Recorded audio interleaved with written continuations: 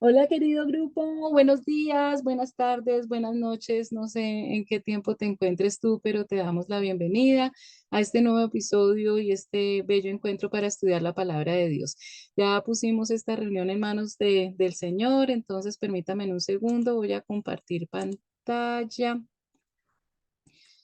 para poder empezar entonces con nuestro estudio. Les recuerdo, chicos, que nos estamos reuniendo cada 8 días. La clase por lo general se sube el mismo día y espero que les esté llegando bien a todos el sonido porque no tengo manera de corroborarlos.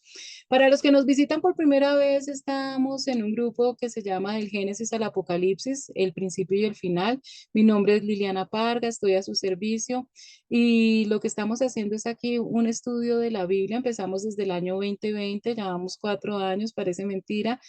Y la verdad es que no es un estudio profundo, es un primer encuentro que tenemos con la palabra de Dios. Cualquier pregunta o cualquier sugerencia o comentario la pueden hacer en el email lilipargas@yahoo.com. Les agradezco a las personas que siempre me escriben, me encanta contestar preguntas y aquí estoy para servirles.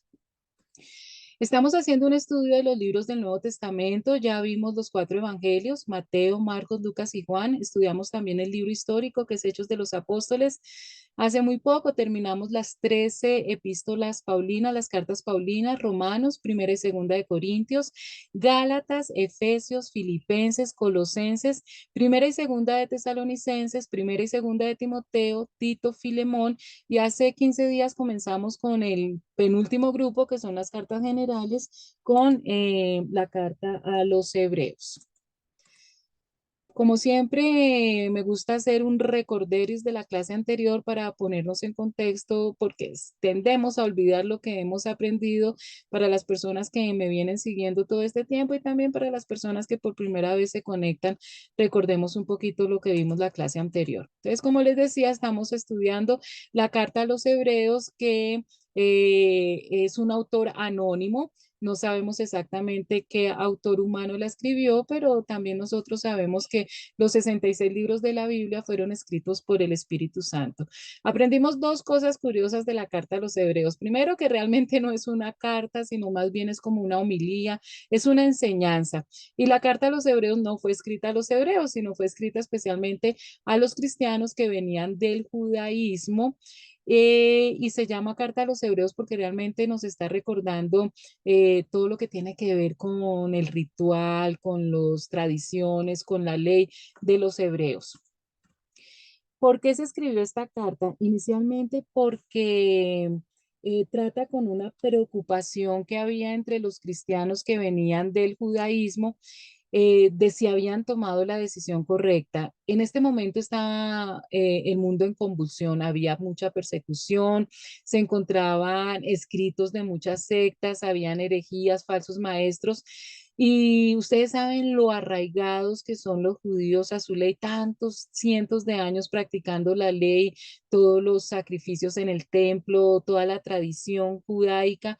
Y en vista de todo lo que estaba sucediendo, algunos cristianos que venían del judaísmo se estaban preguntando si habían tomado la decisión correcta de haber dejado el judaísmo y haberse envueltos cristianos. Entonces, esta carta hace énfasis en la superioridad del cristianismo sobre el judaísmo y empieza a explicarnos todo esto para que aquellos cristianos que venían del judaísmo tuvieran la total tranquilidad que la decisión que habían tomado es la decisión más importante que cualquier ser humano puede tomar, que es creer en Jesucristo y recibirlo como Señor y Salvador. Y empieza a darnos la explicación el autor de Hebreos de por qué Cristo es mejor, porque Cristo es Dios. Y Cristo es mejor en todo sentido precisamente porque es Dios. Y siendo Dios es superior a los ángeles, a Moisés, a los sacerdotes del Antiguo Testamento. Y la carta de Hebreos nos empieza a nombrar ciertos personajes y circunstancias que para los judíos son supremamente importantes, que los tienen en el top 10. y por qué Jesucristo, por ser Dios, es superior a todos estos personajes. Fuera de eso, Jesucristo es Dios, pero Jesucristo también es plenamente humano, por lo tanto, capaz de identificarse con nuestras dificultades humanas. Y eso le da una ventaja grandísima al cristianismo sobre el judaísmo, porque no solamente estamos tratando con Dios, sino estamos tratando con un ser humano que comprende en todo las situaciones por las que nosotros también pasamos. La carta de los Hebreos entonces empieza a darnos una explicación que Jesús es superior a los ángeles. Ellos tenían en gran estima todos los mensajes de los ángeles enviados por Dios y entonces el autor de Hebreos empieza a decirnos que Jesús es superior a los ángeles. En el pasado, es decir, en el Antiguo Testamento, Dios se comunicaba con los humanos a través de los profetas, seres humanos escogidos por Dios, dotados de una manera especial para llevar un mensaje de Dios a los judíos. Por eso encontramos en el Antiguo Testamento libros escritos por profetas. Tenemos los profetas mayores, que son los libros más grandes, Isaías, Jeremías, Ezequiel y Daniel, pero también está el bloque de los profetas menores, es decir, cuyos libros son más cortos y son 12 libros menores en total. Hoy en día, en estos últimos días, Dios nos habla por medio de su Hijo. Y vamos a comprobar que definitivamente es mucho mejor hablar directamente con Jesucristo que hablar a través de profetas.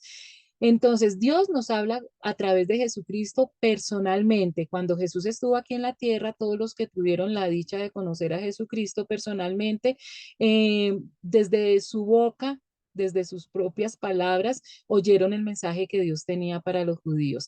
Nosotros no solamente tenemos ese mensaje que Jesús dijo directamente, sino que tenemos el libro completo, la Biblia.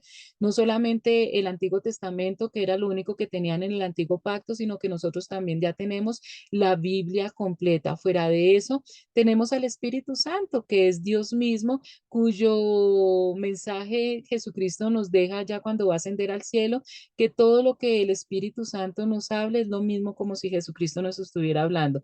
Entonces, definitivamente es mucho mejor tener una relación con Dios Padre a través de Jesucristo que a través de profetas, de seres humanos escogidos por Dios.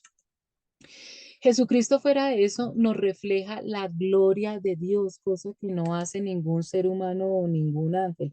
La revelación de Jesús fue única porque no solamente era el mensaje de Dios.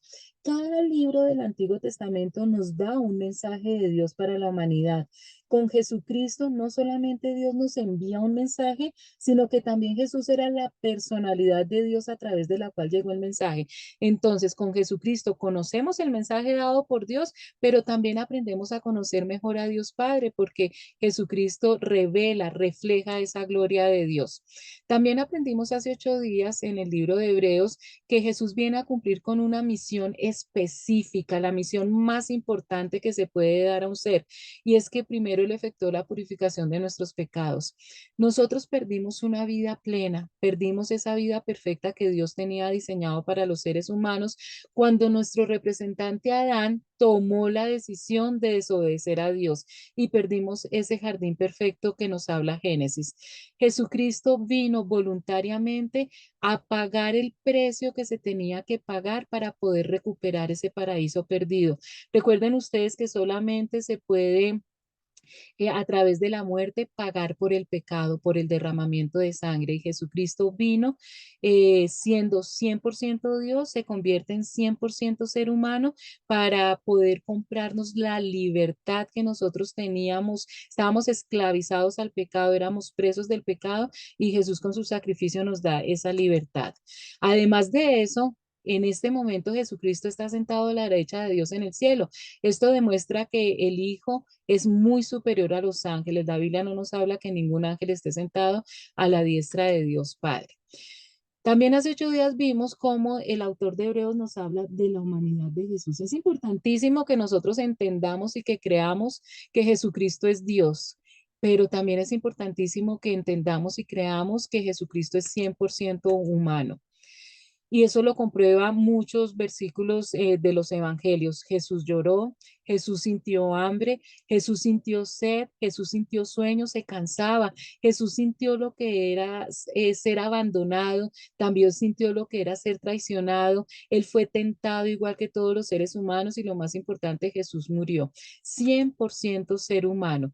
Posiblemente Dios pudo haber diseñado una forma de salvarnos que no requiriera el sufrimiento de su Hijo, pero solo de esta manera demostró el amor más grande.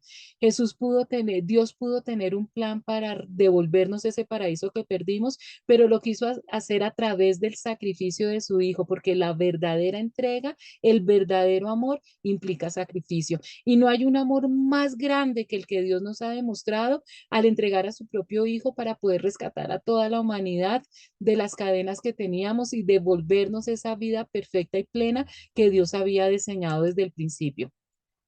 También empezamos a aprender a través de Hebreos que Jesús es superior a Moisés, porque para los judíos Moisés fue uno de los personajes más importantes del Antiguo Testamento y con toda razón, un instrumento de Dios grandísimo y los judíos lo tenían en el top 10, en la cabeza casi de la lista de sus personajes favoritos y por eso Hebreos empieza a enseñarle a los judíos, miren, no se entristezcan, ustedes tomaron la decisión correcta porque han seguido a una persona que es superior a Moisés. Jesús merece mucha más gloria que Moisés, así como el que construye una casa merece más elogio que la casa misma. Nosotros podemos entrar a una casa hermosa y decir eso, elogiar la casa, qué hermosa es, pero jamás vamos a decir qué casa tan sabia, qué casa tan inteligente, cómo se hizo a sí misma tan linda. Detrás de una casa hay un constructor y el que construyó todo es Dios y Jesús es Dios. Jamás podemos tener en más alta estima la construcción que al constructor. Y Dios, que es el que construyó todo, está por encima de Moisés. Dios es Jesús es el creador de todo porque es Dios. Y por ser el creador es más alto que la creación. Moisés es creación de Dios. Moisés fue fiel como siervo, eso no lo podemos negar y es un hombre que hay que admirar porque fue muy obediente, el padre de la fe, pero Jesús fue fiel como hijo y definitivamente un hijo es superior a un siervo. También aprendimos hace 8 días, el autor de Hebreos nos decía, si aquellos que siguieron a Moisés tenían la responsabilidad de entregarse, de confiar y perseverar en seguir al líder de Dios, nosotros somos muchos más responsables de hacer lo mismo con un líder mayor, Jesús el Mesías. ¿Qué quiere decir esto? Que si el pueblo de Dios tenía la responsabilidad de entregarse totalmente como siervos a Moisés y de confiar y de seguirlo porque era un instrumento enviado por Dios para poderlos guiar, nosotros mucho más tenemos una responsabilidad mucho más grande de seguir y confiar en Jesucristo porque Jesús es superior a Moisés. Y eso es lo que nos dice a nosotros, nos dice cuidado a la generación de esta época, cuidado, asegúrense de que ninguno de ustedes tenga un corazón maligno e incrédulo que los aleje del Dios vivo. Empieza el autor de Hebreo a contarnos cómo el pueblo de Dios, teniendo líderes escogidos por Dios tan importantes, tan obedientes y tan fieles, de ver las maravillas que vieron, milagros sobrenaturales, de tener un contacto con Dios de una manera tan especial y sin embargo ellos endurecieron sus corazones, enfriaron sus corazones y poco a poco se fueron alejando de Dios. Mucho más nosotros ahora que no vemos esos milagros tan impresionantes que han visto el pueblo de Israel y que hoy estamos bombardeados con una cantidad de información plagada de mentiras disfrazadas de verdad. Con mucha más atención nosotros tenemos que estar pendientes de la verdad para no desviarnos y alejarnos de Dios y del mensaje de Jesucristo y que nuestros corazones se endurezcan. Si somos fieles hasta el fin, confiando en Dios con la misma firmeza que teníamos al principio, entonces tendremos parte en todo lo que le pertenece a Cristo. Jesucristo es heredero de Dios Padre por ser su Hijo y Dios nos ha prometido que esa herencia que recibió Jesucristo también nosotros la vamos a recibir. Y aquí apela el autor de Hebreos a que recordemos nuestro primer amor. Cuando nosotros tenemos ese nuevo nacimiento, que creemos en Jesús, lo recibimos como nuestro Señor y Salvador, nos enamoramos enamoramos plenamente de Jesucristo, pero infortunadamente con el tiempo ese primer amor se va enfriando. Entonces el autor de Hebreos nos dice aquí pilas, que permanezca ese amor que teníamos desde el principio para poder disfrutar de toda esa herencia maravillosa que Dios Padre nos da a través del Mesías, a través de Jesús. Y aquí continuamos entonces ya con material nuevo.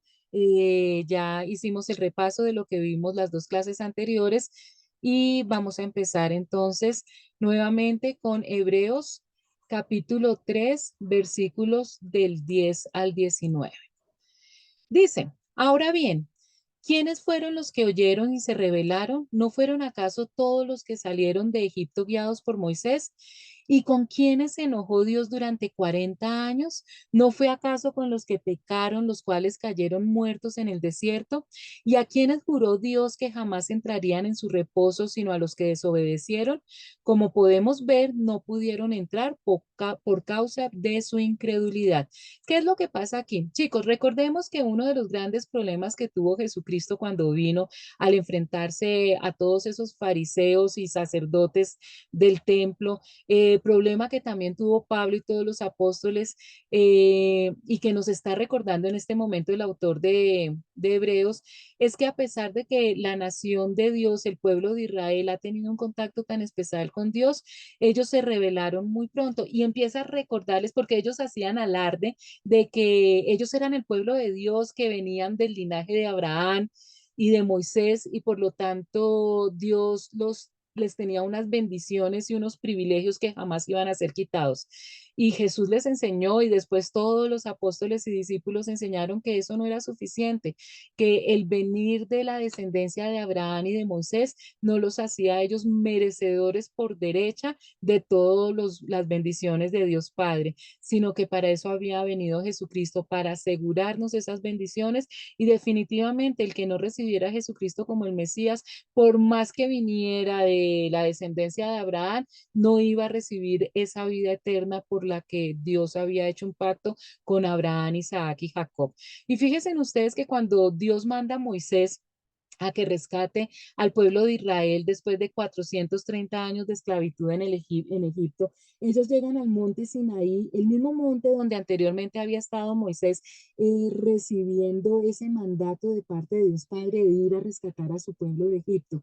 El pueblo se asienta en la falda de la montaña y Moisés sube a la montaña, que es cuando recibe los 10 mandamientos y toda la ley mosaica. Dura 40 días en la montaña y muy pronto el pueblo que estaba asentado, acampando, se desespera, es impaciente y de una manera increíble que nosotros los de esta generación no entendemos, hacen un becerro de oro y empiezan a adorarlo, diciendo, este es el Dios que nos sacó de Egipto. Lógicamente Dios le dice a Moisés, baja porque ese pueblo tuyo ya se ha corrompido. Moisés baja furioso, ira santa, rompe las tablas de la ley y desde ese momento ya empieza un problema terrible en la relación de Dios con ese pueblo, porque a pesar de que Dios tiene paciencia y cada vez les demuestra con mayores milagros, mire, ya habían pasado las 10 plagas de Egipto con las que ellos salieron airosos de esa nación que los había esclavizado, vieron cómo Dios derrotó el ejército egipcio cuando los persiguieron, cómo abrió el mar rojo y sin embargo en cada momento desconfiaban y querían devolverse a Egipto y empezaban a adorar otros dioses. Desde ese momento ya empezó mal la relación y no pudieron entrar por causa de su incredulidad a esa tierra prometida que Dios les había dicho que iban a volver a reconquistar. La incredulidad dañó absolutamente todas las bendiciones que Dios les tenía. Sigamos, entramos chicos al capítulo 4, versículos 1, 2 y dice, por tanto, aunque la promesa de entrar en su reposo sigue vigente, cuidémonos, no sea que alguno de ustedes vaya a quedarse fuera, porque a nosotros se nos ha anunciado las buenas noticias, lo mismo que a ellos. Pero el mensaje que escucharon no les sirvió de nada, porque no se unieron en la fe a los que habían prestado atención a este mensaje. Y aquí el autor de Hebreo nos empieza a explicar algo muy hermoso. Nos dice que Dios nos ha prometido entrar en su reposo. El reposo significa paz con Dios. Eso es algo que todos los seres humanos hemos buscado todo el tiempo, encontrar esa paz, ese gozo, que solamente Jesucristo nos puede dar. Solamente Jesús nos puede dar esa paz que sobrepasa todo entendimiento. Y el autor de Hebreos nos dice, miren, Dios le prometió al pueblo de Israel que iban a encontrar reposo cuando ya llegaran a la tierra prometida, pero por su incredulidad no encontraron ese reposo. Además, reposo también significa libertad de un espíritu servil semejante a la esclavitud. Ellos venían por muchos años de ser siervos, de ser esclavos de una nación pagana, de una nación que no amaba a Dios. En la adoración y el servicio a Dios había esclavitud y Dios promete que a través de Jesucristo entramos en ese reposo de dejar ese espíritu de esclavitud. También el reposo significa liberación de la carga de la observancia mosaica. La única manera en esa época de poder recuperar ese paraíso que se perdió era cumplir con la ley. 613 mandamientos que absolutamente ningún ser humano, a excepción de Jesucristo, los pudo cumplir. Y la misma ley decía que si se incumplía uno de los 613 mandamientos ya había maldición. Entonces ellos nunca pudieron encontrar reposo al cumplir la ley porque no la pudieron cumplir simplemente. El reposo también significa libertad de adoración de acuerdo con el Evangelio. En el antiguo pacto, la adoración se hacía a través de sacrificios, había que derramar sangre de animales para poder comunicarse con Dios. Ahora nosotros nos podemos comunicar con Dios Padre a través de Jesucristo. Dígame si no es mucho mejor la relación que tenemos nosotros hoy, una relación más cercana, más íntima. Es simplemente hablar con Dios, eso es orar y no hacer todo ese ritualismo y todo ese sacrificio que se tenía que hacer en el antiguo pacto. Y el reposo también significa el reposo que Dios mismo disfruta en este momento. Jesucristo está en el cielo y está disfrutando de ese reposo que nos promete a nosotros. Recuerden ustedes que Dios creó el mundo en 7 días y dividió la historia de la humanidad en 7 etapas. Y esa última etapa es ese reposo que nos promete Dios. Entonces el autor de Hebreos nos dice, mire, ellos, el pueblo de Dios, Israel, ellos escucharon las mismas buenas noticias que nosotros hemos recibido, el plan de salvación, y sin embargo endurecieron sus corazones, se apartaron y no encontraron ese reposo y esa paz. Uno puede escuchar la palabra de Dios y tener experiencias espirituales, pero al menos que la obra de Dios esté acompañada de fe, no servirá de nada. Entonces, es importantísimo escuchar la palabra de Dios, pero no es suficiente. Tenemos que poner en práctica nuestra fe, es decir, obrar de acuerdo a la palabra de Dios. Sigamos. Vamos entonces para capítulo 4, versículos 3, 5 que dice, ahora bien, en tal reposo entramos los que somos creyentes conforme Dios ha dicho. Así que en mi enojo hice este juramento, jamás entrarán en mi reposo. Es cierto que su trabajo quedó terminado con la creación del mundo, pues en algún lugar se ha dicho así del séptimo día, y en el séptimo día descansó Dios de todas sus obras. Y en el pasaje citado también dice, jamás entrarán en mi reposo. Seguimos hablando del tema del reposo, porque es la incredulidad la que mantiene a los seres humanos, a muchos, fuera del reposo de Dios. Y Dios quiere que todos volvamos a tener esa vida plena, esa paz que sobrepasa todo entendimiento y esa vida eterna que nos prometió desde el principio, pero que nosotros perdimos por la mala decisión que tomó nuestro representante legal. Y aquí dice, en alguna parte se dice, pues precisamente es en Salmos 95:11 donde Dios dice, por tanto juré en mi furor que no entrarían en mi reposo. Y este es uno de los versículos más importantes que nos explican que sí, Dios es amor, pero Dios también es justicia y va a haber un juicio. Y aquí Dios mismo dice que jura con ira santa que aquellas personas definitivamente de tanta oportunidad que han tenido de poder volver a recuperar el paraíso perdido, en su libre albedrío han rechazado el único boleto de entrada a la vida eterna y nunca van a encontrar el reposo prometido a los seres humanos. Vuelve y nos recuerda entonces que así como Dios hizo la creación en 7 días, y es en Génesis 2:2 donde nos dice, cuando llegó el séptimo día, Dios ya había terminado su obra de creación y descansó de toda su labor. Dios no necesitaba descansar, eso simplemente lo hizo para que nosotros supiéramos que después de 6 días de trabajo iba a llegar un día de reposo. Es lo que nosotros hacemos. Y nuevamente volvemos a las dispensaciones, a esas 7 etapas en que Dios dividió la historia de la humanidad y nos promete que en esa última etapa es cuando vamos a encontrar ese reposo pleno que Dios nos ha prometido desde el principio. Versículos 6, 7. Aunque todavía falta que algunos entren en ese reposo y los primeros a quienes se les anunció las buenas noticias no entraron por causa de su desobediencia, los primeros a quienes se les anunció fue a la nación de Israel. Dios volvió a fijar un día que es hoy, cuando mucho después declaró por medio de David lo que ya se ha mencionado. Si ustedes oyen hoy su voz, no endurezcan sus corazones. Y miren, chicos, que aquí hay una palabra clave para que nosotros desde ya podamos disfrutar ese reposo que lo vamos a tener en plenitud después, pero que desde ya lo podamos disfrutar. Y la clave es hoy. Hoy es el día. Jesucristo te busca a ti hoy. Y es algo que la Biblia nos enseña en muchas oportunidades. El ayer ya pasó. Nosotros no podemos cambiar el pasado. El mañana es incierto. Nosotros no conocemos el futuro. Pero hoy es un regalo. Por eso al hoy también se le dice presente.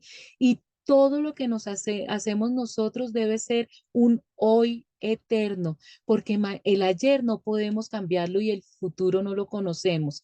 Entonces Dios nos da toda nuestra provisión de poder para el día. La Biblia nos dice que cada día son nuevas sus misericordias.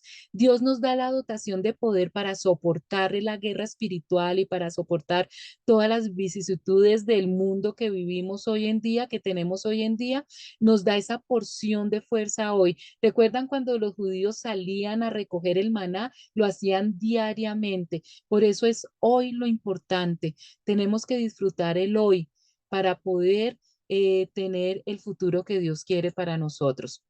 Y nos dice el autor de Hebreos, no endurezcan su corazón, tengan cuidado, porque cuando ustedes están pendientes del pasado, se vuelven amargados. Cuando están pendientes del futuro, se vuelven ansiosos y temerosos y su corazón se va endureciendo. Por eso la importancia del hoy. Versículos del 8 al 11, porque si Josué les hubiera dado el reposo, Dios no habría hablado posteriormente de otro día. Por consiguiente, queda todavía un reposo especial para el pueblo de Dios, porque el que entra en el reposo de Dios descansa también de sus obras, así como Dios descansó de las suyas. Esforcémonos pues por entrar en ese reposo, para que nadie caiga al seguir aquel ejemplo de desobediencia. Entonces, Dios le prometió al pueblo de Israel que iban a reconquistar la tierra prometida para entrar en reposo después de 430 años de esclavitud, pero resulta que eso también se cumplió por la desobediencia del pueblo de Israel. Cuando Moisés muere, el que toma el liderazgo del pueblo de Israel es Josué. Él fue el encargado militarmente de reconquistar la tierra de Canaán, la tierra prometida para la nación de Israel, pero aunque duraron muchos años en batallas, no conquistaron toda la Puebla todo el pueblo, toda la tierra que desde un principio Dios le había prometido a Israel. Y fuera de eso, al no obedecer plenamente, se quedaron con vecinos cananeos que fueron la piedra de tropiezo hasta el día de hoy de lo que Dios les había prometido, simplemente por su desobediencia. Si Josué hubiera logrado darles ese descanso, Dios no habría hablado de otro día de descanso aún por venir. Así que todavía hay un descanso especial en espera, tanto para el pueblo de Dios, para la nación de Israel, como para todos los cristianos. Podemos untarnos un poquito de ese reposo, pero el reposo pleno no lo vamos a tener hasta la segunda venida de Jesucristo. Entonces, el autor de Hebreos nos dice, hagamos todo lo posible por entrar en ese descanso, pero si desobedecemos a Dios como lo hizo el pueblo de Israel, caeremos. Recuerden que la llave de la bendición es la obediencia. 12:13. Sin duda, la palabra de Dios es viva, eficaz y más cortante que cualquier espada de dos filos. Penetra hasta lo más profundo del alma y del espíritu, hasta la médula de los huesos y juzga los pensamientos y las intenciones del corazón. Ninguna cosa creada escapa a la vista de Dios. Todo está al descubierto, expuesto a los ojos de aquel a quien hemos de rendir cuentas. Y este es uno de los pasajes que más se estudia en las iglesias porque aquí hay una hermosa símil que hace Dios de la palabra de Dios con una espada. La Biblia, la palabra de Dios, diagnostica la condición del ser humano, ha visto el corazón y discierne con precisión la salud espiritual. La palabra de Dios es el mensaje que Dios Padre nos ha dado a los seres humanos y como Dios lo ve absolutamente todo, Él conoce nuestro corazón. Chicos, recuerden que lo que Dios tiene en cuenta no son nuestras obras, sino la intención con la cual nosotros hacemos cosas. Y la única intención correcta, valedera ante los ojos de Dios, es que nosotros hagamos cosas, primero, para darle la gloria a Dios y segundo, por amor al prójimo. Nosotros podemos hacer obras buenísimas, obras hermosas, pero si nuestra intención no es para darle la gloria a Dios y por amor al prójimo, porque pueden haber muchas intenciones detrás de una buena obra, por fama, por reconocimiento, por tener autorrealización, pero esas no son las condiciones que Dios quiere cuando nosotros actuamos. Entonces hay que tener en cuenta esto. Nos sometemos a la palabra de Dios por mucho más que el conocimiento intelectual. El conocimiento intelectual es importantísimo. La misma Biblia nos dice que mi pueblo se perdió por falta de conocimiento, pero nosotros no estudiamos la Biblia únicamente por ese conocimiento, sino porque comprobamos cada vez que estudiamos la Biblia el poder de la palabra. La única que puede transformar vidas es la Biblia, la palabra de Dios. No hay nada más asombroso, no hay un milagro más grande, ni siquiera la resurrección de los muertos, que la transformación de un ser humano. Cuando Dios a través de su palabra cambia un impío en una persona piadosa, cambia un desgraciado en una persona llena de gracia. Desgraciado significa alguien que no tiene gracia, no es una grosería. Esa transformación de un pecador a un santo solo la logra el poder que tiene la palabra de Dios. Dios se encuentra con nosotros en su palabra y el Espíritu Santo obra poderosamente a través de ella. El mensaje que Dios nos da en su palabra y después la ayuda del Espíritu Santo es lo que logra ese poder transformador en nuestra vida. Entonces, la palabra de Dios trae verdadera salud porque es una salud integral, cuerpo, alma y espíritu. Trae el fruto porque aprendemos que el Espíritu Santo quiere que nosotros desarrollemos unas características que conocemos como el fruto del Espíritu Santo. Nos trae prosperidad y éxito, porque es que la prosperidad y el éxito no se miden únicamente en la fama, en poder realizarnos como profesionales o en tener dinero. Cuando nosotros cumplimos plenamente con el propósito por el cual Dios nos ha puesto en esta tierra, tenemos prosperidad y éxito en las cosas que hacemos. La palabra de Dios guarda nuestro corazón y nos mantiene lejos del pecado, porque únicamente a través del estudio de la Biblia es que nosotros podemos distinguir entre lo bueno y lo malo. La palabra de Dios nos da esa sabiduría. Ustedes se dan cuenta, chicos, el mundo hoy es un caos allá afuera, los que no tienen a Dios. A lo malo le dicen bueno y a lo bueno le dicen malo, están en una confusión impresionante, no saben verdaderamente qué es lo bueno y qué es lo malo, ni siquiera conocen la verdad verdadera, porque para ellos hay relatividad y no le dan crédito a una verdad absoluta. La palabra de Dios es nuestra consejera. Cuando nos deleitamos en ella, se convierte en una rica fuente de guía y consejo para nosotros. La misma Biblia nos enseña que si nosotros queremos tener éxito en algo, debemos recibir consejo de las personas adecuadas. En la cantidad de consejeros sabios vamos a tener éxito y la palabra de Dios es nuestra consejera. Y la palabra de Dios da paz a aquellos que la aman. ¿Qué estamos buscando desde el principio? Paz. ¿De qué nos está hablando el autor de Hebreos? Que encontramos reposo únicamente en Jesucristo, la paz que sobrepasa todo entendimiento. Y acuérdense en que es una dupla hermosa. La palabra de Dios nos habla de Jesucristo y Jesucristo es el que nos da la paz. Un arma viva y activa que se usa para luchar contra el pecado y ayudarnos a acercarnos más a Dios. Entonces, la palabra de Dios es tan poderosa. Si una Si una espada puede atravesar un cuerpo de lado a lado, esto es lo que nos dice el autor de Hebreos. La palabra es como esa espada, nos atraviesa y nos llena absolutamente todo nuestro ser. Y es una espada de doble filo. El ejército romano, entre sus muchas armas que cargaban, tenía una espada que tenía filo en ambas puntas para poderse defender con sus enemigos, tanto los que estaban por delante como los que estaban por detrás. La palabra misma nos condena o nos absuelve porque ella es la que nos muestra los pecados que tenemos y nos ayuda a acercarnos más a Dios. Así es como podemos equiparnos para las batallas espirituales que enfrentamos cada día. Estamos en una guerra espiritual y la que nos entrena es la palabra de Dios, es nuestra arma más poderosa. La palabra penetra profundamente el corazón y mente del ser humano, llega hasta el fondo, así como una espada puede atravesar un cuerpo, la palabra de Dios atraviesa nuestro corazón y nuestra mente. Miren, no ha habido ni habrá ningún libro de psicología que revele más acertadamente lo que el ser humano, lo que es el ser humano que las escrituras. Cuando nosotros no tenemos un encuentro con la palabra de Dios, nos damos cuenta de lo horrible que somos los seres humanos, pero también nos ayuda a que seamos personas conforme al corazón de Dios. Tampoco hay ni habrá ninguna ideología que dé soluciones tan acertadas a nuestra condición humana como las de la palabra de Dios. Ya hemos estudiado en otras ocasiones, ni la filosofía, ni la ciencia, ningún sistema nos has dado las respuestas a las preguntas que siempre ha tenido el ser humano: de dónde venimos, para dónde vamos, cuál es nuestro propósito en esta tierra. La única que da las respuestas correctas a estas preguntas que son válidas es la palabra de Dios. Ningún detalle de nuestras vidas escapa del ojo de Dios. Recuerden que Dios es el único que conoce nuestros pensamientos antes que nosotros mismos los tengamos y conoce las intenciones de nuestro corazón. Y miren que este pasaje termina con algo muy serio, chicos. Absolutamente todos, los creyentes y los incrédulos, tendremos que rendir cuentas a Dios de cada cosa que nosotros hagamos. Dice la Biblia que incluso de toda palabra ociosa tendremos que dar cuentas a Dios. Dios es amor, pero va a haber un juicio y tenemos que prepararnos para eso.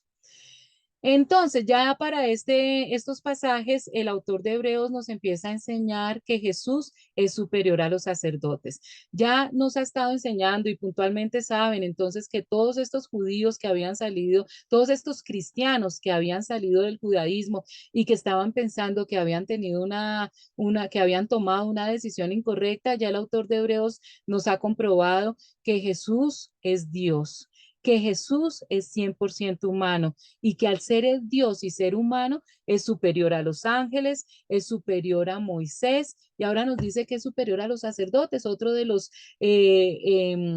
elementos humanos a los que los judíos tienen en tan alta estima que a veces inclusive a llegar como casi a idolatrarlos. Versículos 14 y 16 dice: por lo tanto, ya que en Jesús, el Hijo de Dios, tenemos un gran sumo sacerdote que ha atravesado los cielos, aferrémonos a la fe que profesamos, porque no tenemos un sumo sacerdote incapaz de compadecerse de nuestras debilidades, sino uno que ha sido tentado en todo de la misma manera que nosotros, aunque sin pecado. Así que acerquémonos confiadamente al trono de la gracia para recibir la misericordia y encontrar la gracia que nos ayuden oportunamente. ¿Qué pasa en el Antiguo Pacto? En el Antiguo Testamento Dios escoge, fíjese en esto, Dios es el que escoge un linaje especial que sabemos que es los descendientes de la tribu de Leví para que fueran los encargados del cuidado del templo y de todo lo que tiene que ver con los sacrificios y con todo el ritualismo que se hace en el templo, porque es la manera de acercarse a Dios Padre. Por el pecado se perdió la comunicación con Dios. Entonces, al instaurar Dios el templo y todo lo que se hace en el templo, escoge a unos hombres como sacerdotes, es decir, como intermediarios entre Dios y el pueblo de Israel, que tenían que hacer una serie de ritualismos para poder acercarse a Dios, para pedir perdón a Dios y para las peticiones que tenían que hacerlo. Eso se hacía en el antiguo pacto. Pero acá nos dice el autor de Hebreos que en este nuevo pacto Jesús es nombrado como sumo y eterno sacerdote. ¿Qué ventajas tenemos que ya no sean sacerdotes humanos, sino que sea Jesús el sumo sacerdote? Jesús sabe lo que es ser tentado y luchar contra el pecado, a pesar de que nunca fue manchado por él, pero él sabe lo que es pasar por una tentación. Debido a que tenemos un sumo sacerdote que es omnipotente porque es Dios y es misericordioso, nadie nos ama más que Dios, podemos acercarnos confiadamente al trono de Dios. Hacernos creer que no tenemos acceso a esto es una estrategia de Satanás. Aquellos que enseñan que nosotros no nos podemos acercar a Dios directamente a través de Jesucristo, sino que tenemos que hacer una serie de rituales y una serie de actos y de sacrificios.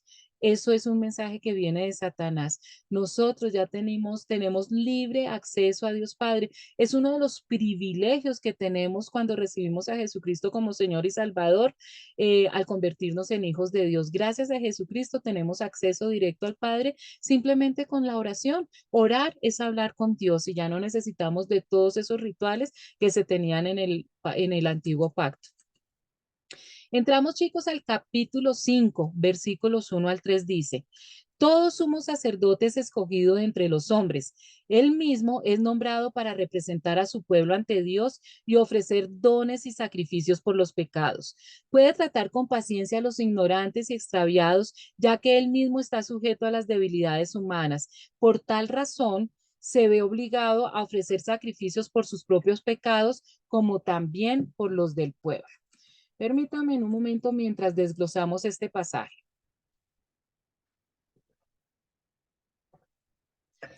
Les recuerdo nuevamente que el pacto que Dios hace con los seres humanos para que recuperemos el paraíso perdido es a través de Abraham, de su hijo Isaac y de su hijo Jacob.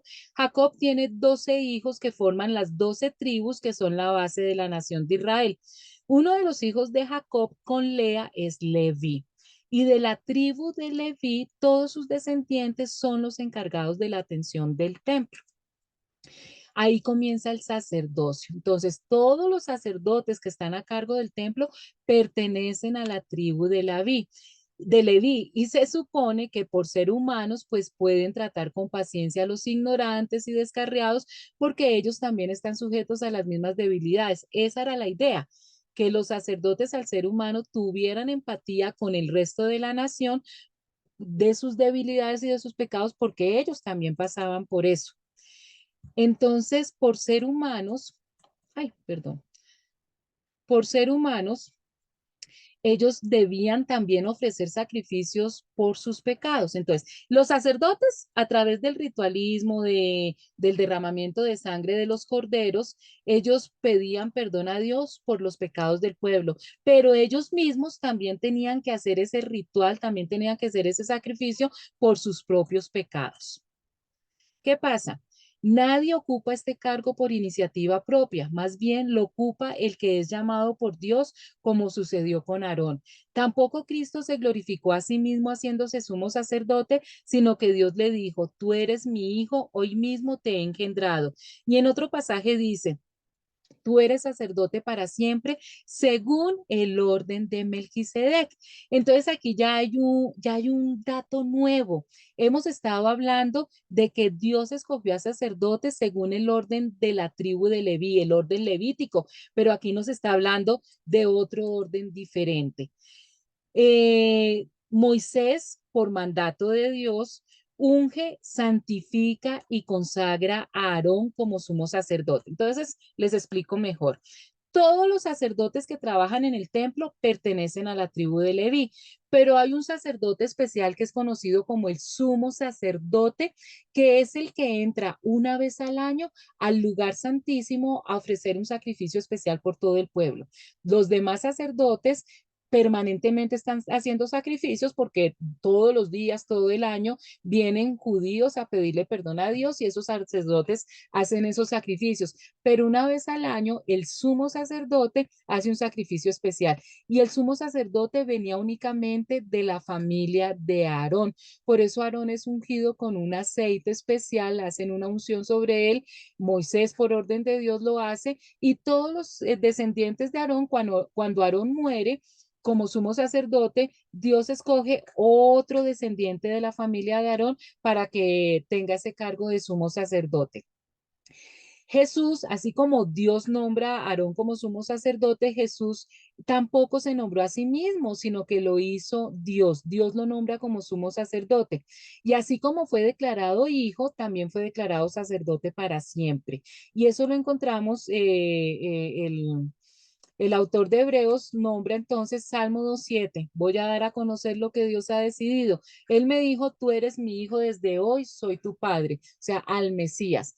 Y el Salmo 110:4, juró el Señor y no se arrepentirá, tú eres sacerdote para siempre, según el orden de Melquisedec. Nuevamente, los sacerdotes nombrados por Dios, los sacerdotes humanos, vienen por el linaje de Leví. Este nuevo sacerdote que es Jesús viene por el linaje de Melquisedec. En los días de su vida mortal, Jesús ofreció oraciones y súplicas con fuerte clamor y lágrimas al que podía salvarlo de la muerte y fue escuchado por su temor reverente. Aunque era hijo, mediante el sufrimiento aprendió a obedecer. Al ser así perfeccionado, llegó a ser autor de salvación eterna para todos los que le obedecían, y Dios lo nombró sumo sacerdote según el orden de Melquisedec. Nuevamente nos nombran el orden de Melquisedec.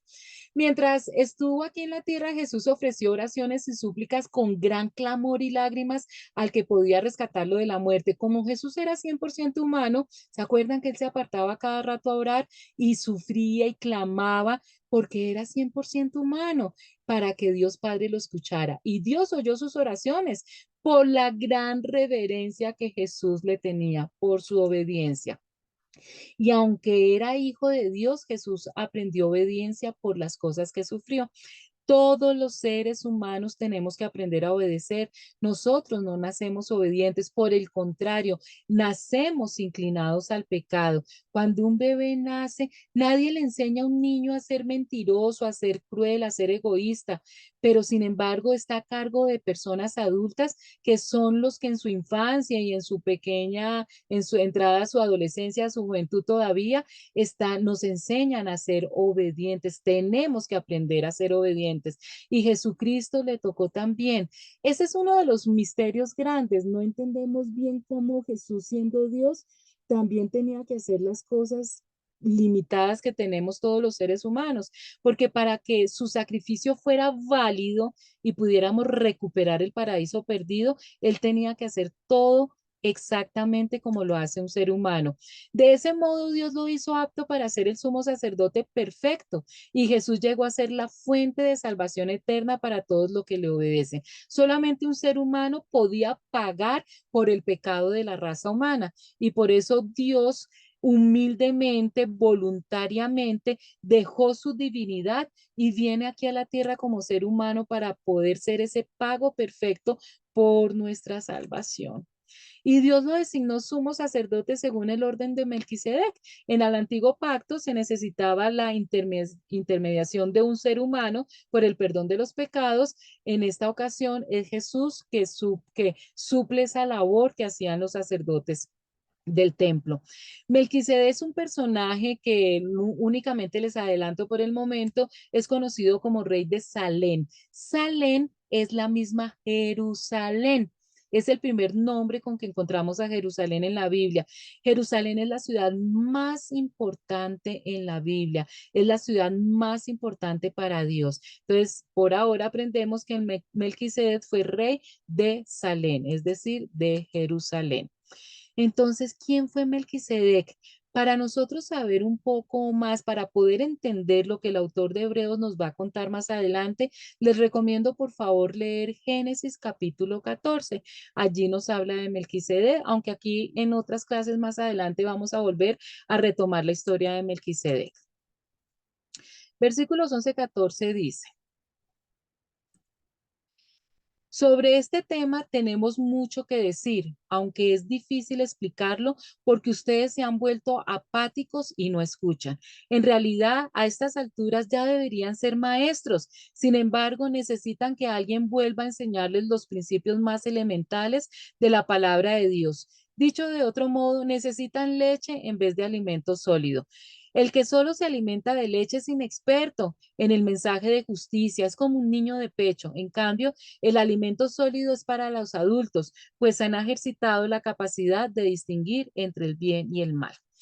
Aquí el autor de Hebreos nos dice un tema muy importante. Resulta que él dice que le gustaría ahondar en estos temas tan profundos espiritualmente hablando, pero se ha dado que no va a poder seguir avanzando en temas más profundos porque definitivamente nosotros no los vamos a entender. Dice, nos gustaría decir mucho más sobre este tema, pero es difícil de explicar, sobre todo porque ustedes son torpes espiritualmente y tal parece que no escuchan. Se los está diciendo a la generación de que estaba leyendo por primera vez el libro de Hebreos, pero también lo está diciendo a nosotros en nuestra generación actualmente. Y hay muchas cosas en la Biblia que son profundas espiritualmente, pero que no es que nosotros no las podamos entender porque no están bien explicadas, sino que nosotros espiritualmente no estamos preparados para entenderlas. Es como si le quisiéramos enseñar cálculo diferencial a un niño que está en prekinder. Por más que lo intentemos, no lo va a entender. Y el autor de Hebreos nos está diciendo esto. Hay muchas cosas importantes que les quiero explicar, pero ustedes no están preparados porque no han madurado. Y dice, hace tanto que son creyentes que ya deberían estar enseñando a otros. En cambio, necesitan que alguien vuelva a enseñarles las cosas básicas de la palabra de Dios. Recuerden, chicos, que uno de los propósitos más importantes que nosotros los seres humanos y los cristianos tenemos en este planeta Tierra es cumplir con la gran comisión. Es decir, que primero nosotros debemos crecer espiritualmente y después multiplicar lo aprendido. Nuestro deber sagrado es prepararnos, alimentarnos de la palabra de Dios y después poder enseñárselos a otros. Pero acá nos dice el autor de Hebreos que no hemos podido cumplir con la segunda parte del mandato de enseñarles a otros porque no nos estamos alimentando correctamente. Seguimos con leche materna. Son como niños pequeños que necesitan leche y no pueden comer alimento sólido, pues el que se alimenta de leche sigue siendo bebé y no sabe cómo hacer lo correcto. Recuerden ustedes que nuestro crecimiento espiritual, nuestro nuevo nacimiento, se comporta de la misma manera como nuestro nacimiento físico y nuestro crecimiento físico. Cuando un bebé nace, únicamente se alimenta de leche materna. Poco a poco se le va dando compotas, sopitas, pero jamás se le da un alimento fuerte, sólido, porque se enfermaría. Lógicamente, cuando una persona recién empieza en los caminos de Dios, tiene su nuevo nacimiento, lo que aprende de la palabra de Dios es como leche materna, son cosas muy sencillas, pero en la medida que se va creciendo, tiene que alimentarse con alimento más sólido. Lo mismo pasa con un ser humano. Si una persona adulta se sigue alimentando con compotas y leche materna, pues no va a recibir los nutrientes ni las vitaminas que necesita para tener salud. Espiritualmente sucede exactamente lo mismo. Si espiritualmente nos alimentamos con las cosas más sencillas que nos habla la Biblia, pues entonces vamos a ser espiritualmente, vamos a tener inanición, vamos a ser débiles espirituales. El alimento sólido es para los que son maduros, los que a fuerza de práctica están capacitados para distinguir entre lo bueno y lo malo. Entonces nosotros toda la vida no podemos seguir alimentándonos con leche materna, sino que es deber de nosotros madurar para poder seguir, para poder recibir un alimento más profundo espiritualmente hablando. Y entramos a uno de los capítulos más hermosos de Hebreos, capítulo 6, versículo 1, 3, pero vamos a terminar aquí. Vamos a introducir, les voy a hablar estos primeros 3 capítulos, pero dentro de 8 días, Dios mediante, vamos a comenzar nuevamente con estos versículos. Dice, por eso, dejando a un lado las enseñanzas elementales acerca de Cristo, avancemos hacia la madurez. No volvamos a poner los fundamentos tales como el arrepentimiento de las obras que conducen a la muerte, la fe en Dios, la enseñanza sobre bautismos, la imposición de manos, la resurrección de los muertos y el juicio eterno. Así procederemos si Dios lo permite. Entonces les voy a dar simplemente un avance del capítulo dentro de 8 días. Nos dice el autor que dejemos ya las enseñanzas elementales. Cuando nosotros aprendemos a escribir, lo primero que nos enseñan son las vocales, A, I, U, o matemáticas, los números, 1, 2, 3. Sí, Debemos aprender eso para poder seguir avanzando en un conocimiento más profundo. Espiritualmente hablando es exactamente lo mismo.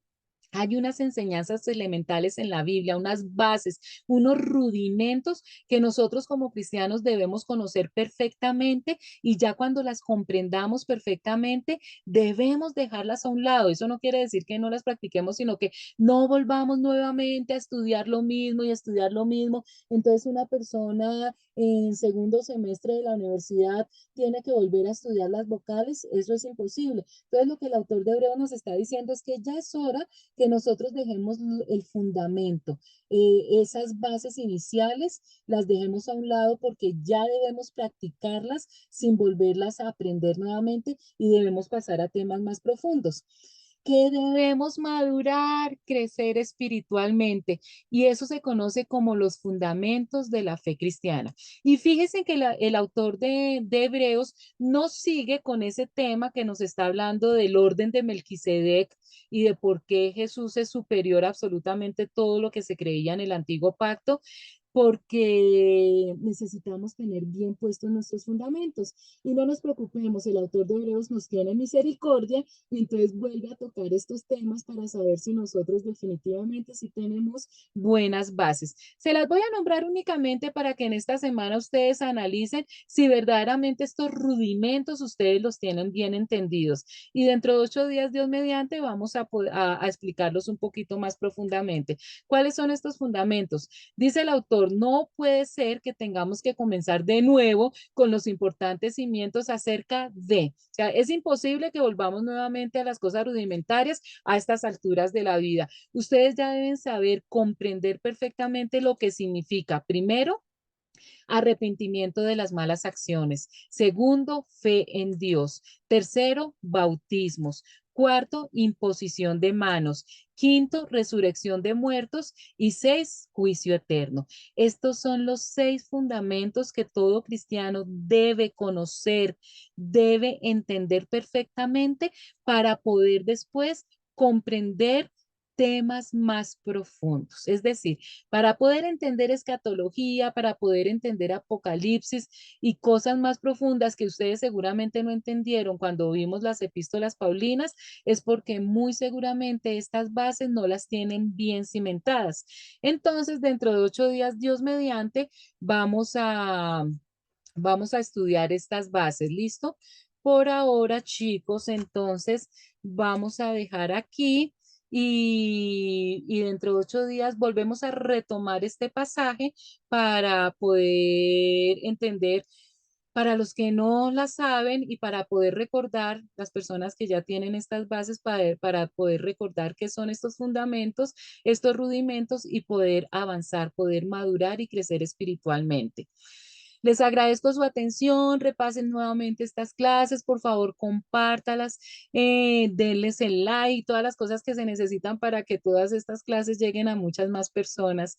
Me encantó estar con ustedes, que tengan una hermosa semana y que Dios los bendiga.